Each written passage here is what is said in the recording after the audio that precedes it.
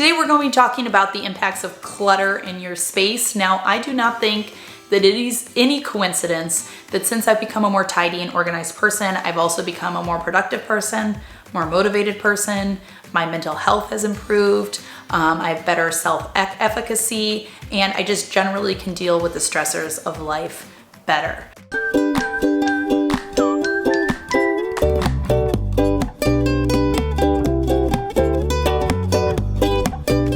My life 5 years ago was different than it is now. I mean, not like totally different. Basically, 5 years ago, my husband and I were like in debt up to our eyeballs, like nearing $100,000 in debt. We basically were just living paycheck to paycheck, even though we made, okay money. And I was constantly struggling with household duties and staying top of taking care of the house and keeping it tidy and doing the dishes at night. And I always just convinced myself that it was because I was too busy, like I didn't have time to take care of these things. And it would always sort of stress me out that I wasn't doing it, but I thought I didn't have the time to take care of it. Around that time, I also had 2 pregnancy losses while we were trying to start a family, which obviously was very devastating. And it was really just the shift of sort of moving inward. I think I was just like forced to do that, to really like focus more on myself. And we ended up taking on the task of tackling our finances. Like I said, we were in debt, and a big part of paying off our debt was getting honest about our overspending. And the majority of our overspending was a direct result of lifestyle inflation. Now, if you don't know what lifestyle inflation is when you inflate your life to meet your current income. But the problem is when you just constantly keep inflating your lifestyle to match your income, you don't ever end up with any wiggle room. And essentially that's how you end up with debt. I understand that I'm kind of going on a tangent here, but I'm trying to like set the stage for what I'm trying to say here. So anyways, as we got honest about our spending, a lot of our overspending had to do with going out to restaurants or just going out shopping or whatever.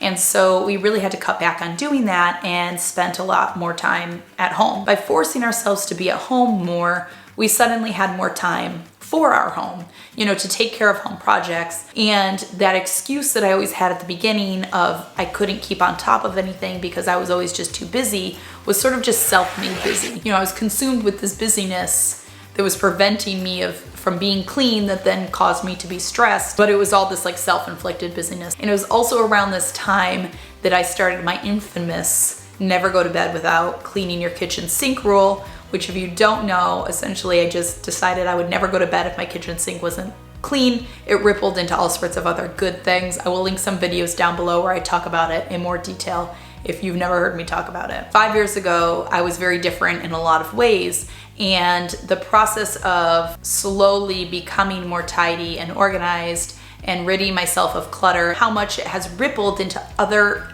aspects of my life to make me a happier person, a more motivated person, a more productive person. And I never really realized it before, but one day like it kind of just clicked for me that was like they were so like directly correlated. I've shared this thought process in the past a lot, but clutter in our home actually directly impacts like our mental health and our mental well-being. There have been countless studies. I've read a lot of studies about the correlation between mental health and clutter. And while there are some like little outliers, like there's been some studies that say spaces with disorder tend to help spark creativity. In general, all of the studies really found a direct correlation between clutter in your home and an impact on mental health. So certainly some disorder is fine. Maybe it'll spark some creativity, but constant disorder, constant clutter in your life actually impacts your mental health. And thus, like I said, going through the process of learning to be less cluttered and learning to be cleaner has impacted my mental health in a very positive way. One study that I've seen repeatedly shared over and over again in most of the papers and articles I read is a study that looks at how women view their environment and how it impacts their cortisol levels, which is your stress hormone, which, by the way, it's actually been proven that clutter tends to bother women more than men. So it looked at women who identify their home as cluttered or disorganized, and these women on a day-to-day, hour-to-hour basis have higher cortisol levels than women who do not describe or view their home as this way. It also has found that these women who view their home as cluttered tend to have a spike of cortisol at the end of the day, which is when our body usually naturally decreases our cortisol. We have something in our body called the circadian rhythm. We know the difference between night and day, our body does at least. And so it does things at the beginning of the day to help you wake up and at the end of the day to help you, sort of get ready for bed. And one of those things is naturally decreasing your cortisol, which also makes sense because other studies have proven that people who live in cluttered spaces tend to not sleep as well. Along with that, clutter in our home actually impacts our working memory. And finally, there have been studies that show how clutter actually impacts our physical health as well. People who live in cluttered spaces tend to live in like a mild fight or flight response. And this is very taxing to like our body's resources. One of the things that it does is means that we're producing more stress hormone than we need to be doing, but it also can have psychological and physical changes to our actual body that it's been proven to do all sorts of things from impact the way we digest food. It even can impact how we fight off illness, and it makes people more susceptible to things like type 2 diabetes and heart disease. The point is, clutter in your home is most likely causing you added stress. It's probably impacting your cognitive functions and your ability to focus. It's impacting your physical health, and it can impact your general like productivity and motivation throughout the day. So when you hear all of that, it makes a lot of sense when I go back to my original statement of saying I don't think there's any coincidence that as I've learned to become a more organized and tidy person, I also have become more motivated, more productive. Lots of times my husband and I like to talk about making good choices versus bad choices, which this is like a very relative term.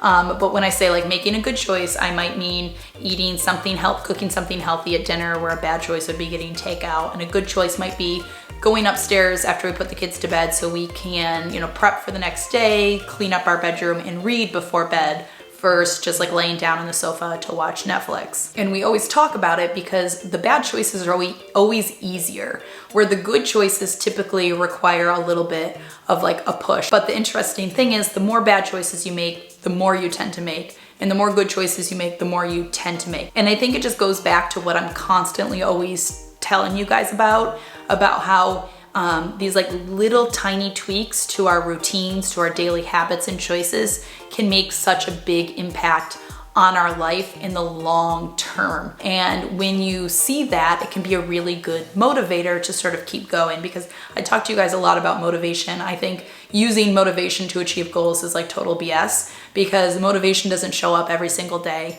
If you're lucky, you get motivation like 10% of the time. So it's not an effective method of like getting further along and where you want to get to. So I think it's really just about remembering how impactful just these little choices and these little changes can be. Like truly believing that cleaning your kitchen sink before you go to bed will change your life, because it's very easy at the end of the day to be looking at that kitchen sink and say, you know what, I'm just really tired. It's been a really hard day.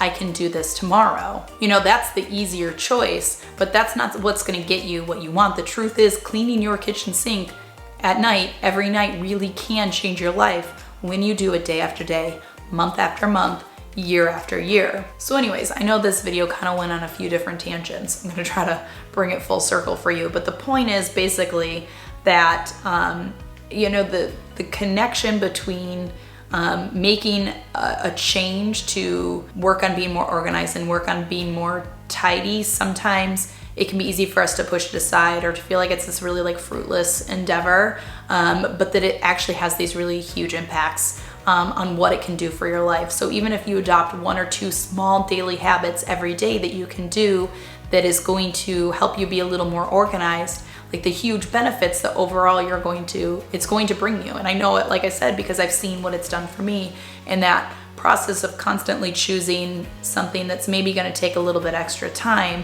but how much more gratification and fulfillment you're gonna get from it. And I get DMs from you guys and messages from you guys almost on a daily basis from somebody saying how something they've watched in one of my videos has changed their life. how they started doing the clean their kitchen sink rule, or you adopted my do something that tomorrow you will thank you for, and how it's changed your life and now your husband's doing it. And when I get these messages, they're so humbling to me because, you know, I don't like look at myself as like some sort of self-help guru. I was just somebody who just has been sharing this journey that I've been going through along with you guys. And so it's very humbling for me to hear that, you know, me sharing my honest, true experience doing these things can also help you guys so much. And so when I kind of had this moment where I realized how much learning to be organized and tidy has impacted my whole life in a lot of ways, I was like, I need to sit down and sort of talk about this and share it because I think it's so helpful and beneficial to sort of think about it that way.